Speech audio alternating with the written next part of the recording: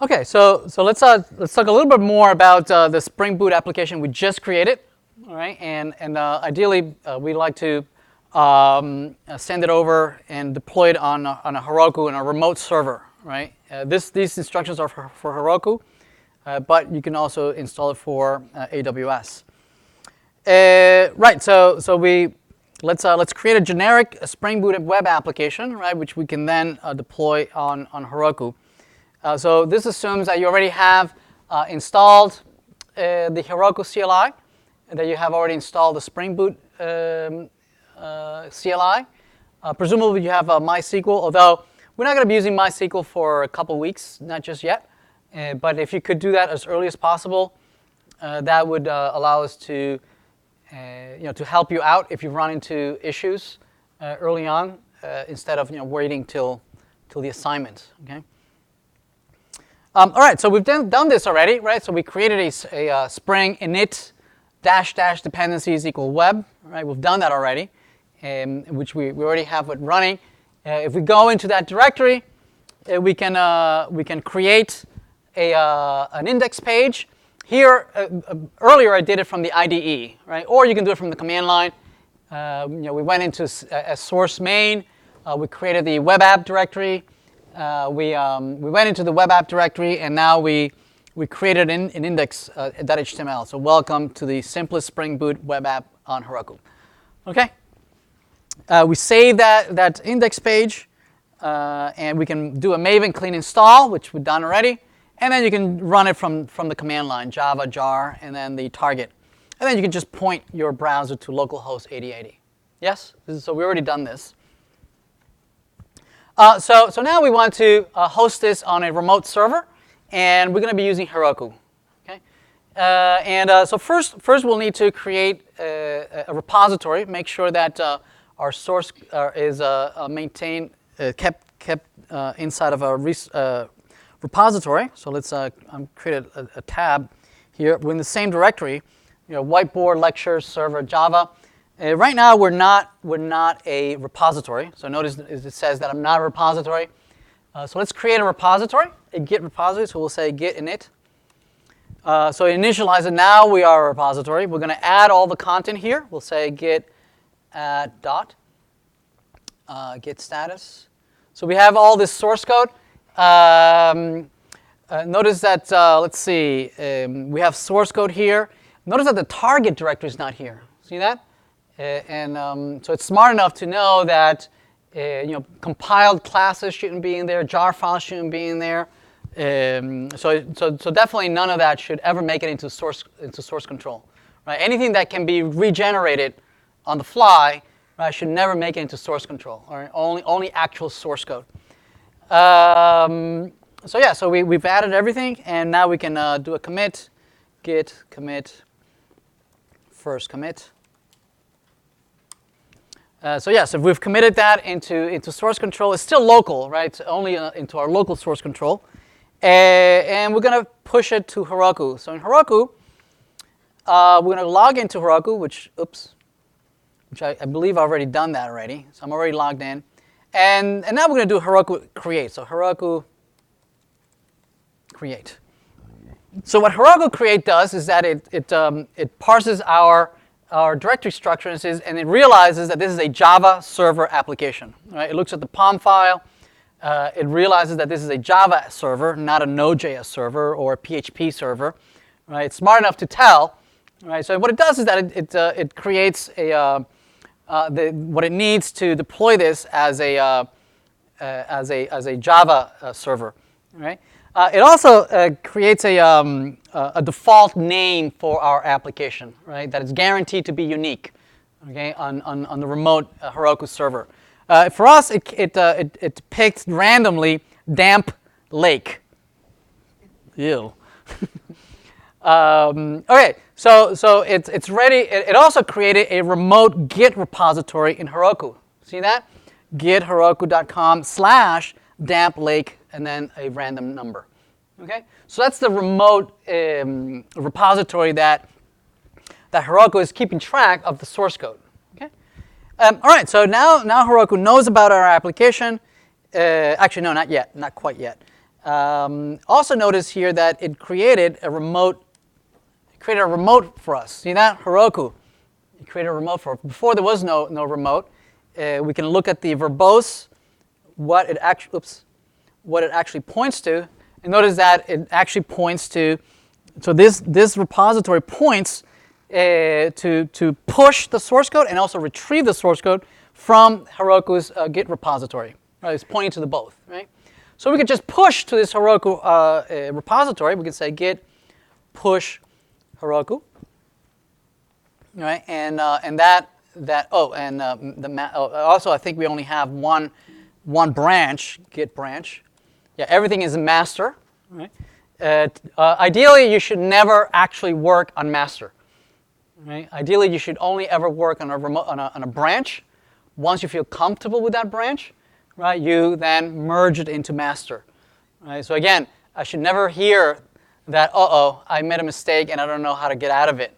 Right? You should always be able to backtrack where you were at a previously stable state of your application. Right? You should make small changes, progressive changes, commit, right, and make sure that you never paint yourself into a corner. All right, so we're going to git push to the Heroku remote branch repository, the master branch. So this is going to deploy, and it's going to copy our local source onto the remote source. It's also going to compile. Right? It's going to do a Maven clean install in the remote server. It's downloading all the jar files. Everything that happened locally, now it's happening remotely. Okay, everything we did locally, Maven clean install, it's also doing it remotely on that server. It's going to package, it's going to create the jar file, right? And it's going to do a Java jar, and it's going to run our jar file. Okay, it might run any tests if we have any tests. We don't have any tests. And it said that hopefully it'll be successful. And it says that it's already running at the remote application. And we can just test by pointing our browser to damplake, herokuapp.com. Or, so we could do that manually, or we can say Heroku open. It does the same thing, right? It points our browser to that remote application. And notice that it's running, right? So this is exactly the same content that we have running locally, right? So this is local, and that's remote, right? They look identical. So the idea would be that you do all your development locally. Once you feel comfortable, right, and confident, and you haven't broken anything, right? You then merge into master, and then you push to Heroku. So that should be your cycle, right? And if you're working on a team, you're all working on your own particular branches, right, on your own feature. As your teams complete a feature, they ask you or some other team member to merge those changes into master. They tell everybody else in the team that they've just merged into master. Everybody pulls from master and merges into their own local feature branches, and now everybody has those changes. Okay, so there's no reason why somebody might say, oh, my code conflicts with someone else. Right? That should never happen. Okay, because everybody's up to date. Right? And nobody's waiting to the very last minute to merge, right? Everybody has people taken MSD? Okay, all right, so half the class. Right, so MSD goes into all those issues of everybody keeping up to date. All right, excellent. So we have a running remote application. You can view it if you go to Heroku.com. You should see your application. What was it called? Damplake. So there it is, Damplake. And you can see that the overview, the deployment. Right now, it's pointing to Heroku Git. Right. So you need to the source code that is running is on Heroku's own Git repository. Right? And the only way to get source code in there is for you to push your source into the Heroku repository. Or you can instead point to your own little Git repository. But I don't think there's a need for that.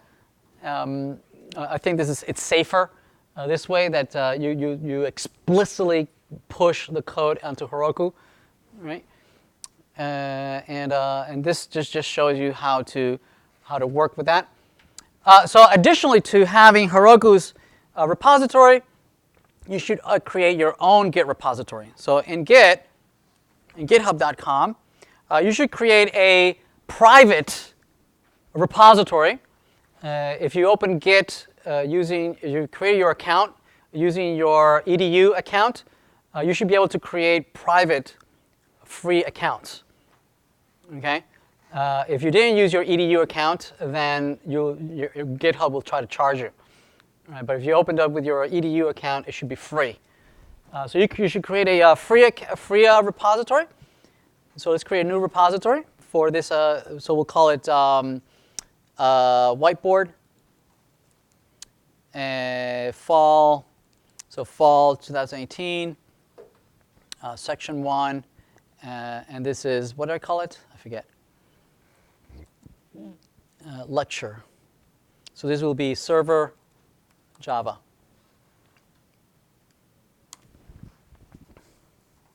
Okay, so this has created the repository. It's empty. There's nothing in it. Right? So if I refresh, it's just empty. Notice that that's the root URL for this repository, and that's what you're going to submit in your assignment. In your assignment, in a week from now or whatever, that URL is what you're going to submit in your Blackboard. Okay, so that the TAs and myself can navigate and look at your GitHub, okay, and see that you've created branches and you've done all these commits and that you've merged. So anyway, this explains to me how to put source code in here. We already did Git init. We already did that. We already did our first commit. We're going to add this repository as another remote, and we're going to add it as the default repository, origin. Origin is the default repository. Notice that Heroku is not the default repository, right? We need to explicitly say git push Heroku, right? But this will be the default one, right? Meaning we won't have to say origin, right? Because it will be the default one. So let's do that. Copy.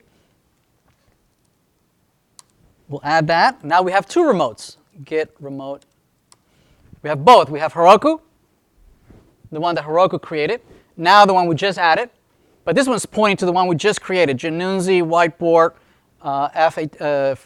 fall 18 server Java. Now that we have that, we can now push. We can push our content. So now the content lives in two places, right? It's going to live in our private repository, and it's going to live in Heroku. Yes? And ideally, they're always going to be identical. Yes? Right? So now if I go back here and I refresh, notice our source code is here.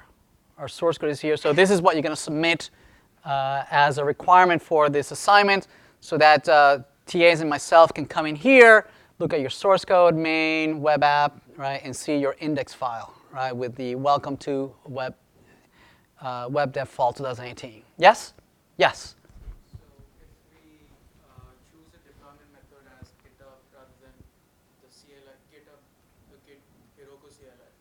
Yeah.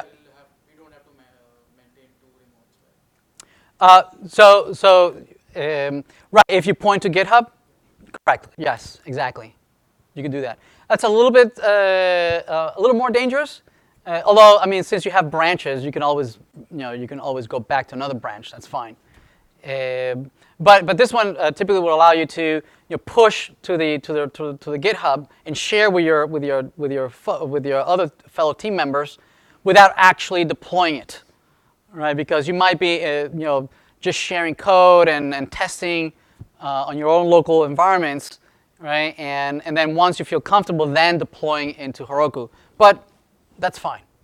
Yeah, that would work as well. But yes, if you're maintaining two, you need to push to your default, and then once you want to deploy, push to Heroku, and it deploys. So ideally, you would be pushing to Heroku daily, but Heroku, maybe once a week or something, just to maintain and deploy everything that you feel comfortable. Okay? Everyone okay? All right, so now that it's on repository, whenever you have a question, if you've run into an issue, and if you want the TAs and myself to help you, right? Ideally, every question that you ask for the TAs and myself, ideally you have gone and you've put some effort into debugging it yourself, right? And you've identified where you think the problem is, okay? But you can't just figure it out, right? And you might, one of the ways that we can better help you is that you identify and says, you know, this line of code is the one that's bugging me. I think I think the problem is around here. Okay? Notice that if I clicked on this line, notice the URL is referencing that file, that line of code. If you copy this and send us that URL, the TAs can go to your source code and see exactly where you think the problem is. That'd be much easier for me and the TAs to follow along. They can take your URL in a separate browser. They can click on that and see exactly what you're referring to. Okay, that'd be much easier for the TAs and myself to help you out. If instead you make a very vague question, it'll be much harder. It'll be several back and forth, trying to identify where do you think the problem is. So please, right, help us help you. Right, provide always a link to your repository where you think the problem is. Right, and don't be afraid to push code to your branches. Right, because in your branches you're not breaking anything. Yes. In your branches, everything's safe until you put it in master. Okay? So all these links should never be on a master branch, right? It should be on your particular feature branch. Excellent.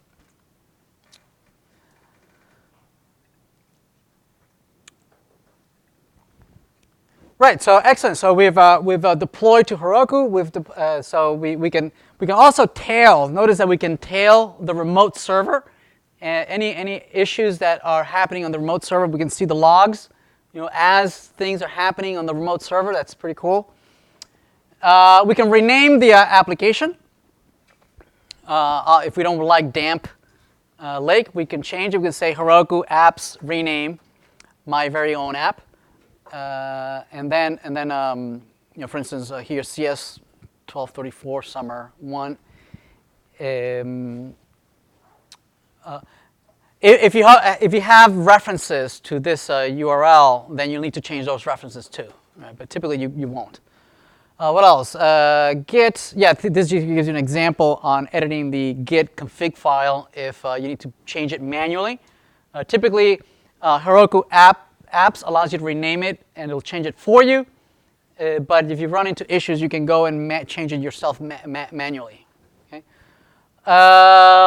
You can open it. You can open your application using the Spring tool suite, or if you prefer, IntelliJ or WebStorm, any other IDE of your choice, or you can import it using the STS. It's based on Eclipse. A lot of people don't like Eclipse, but if you prefer that, then you can use that.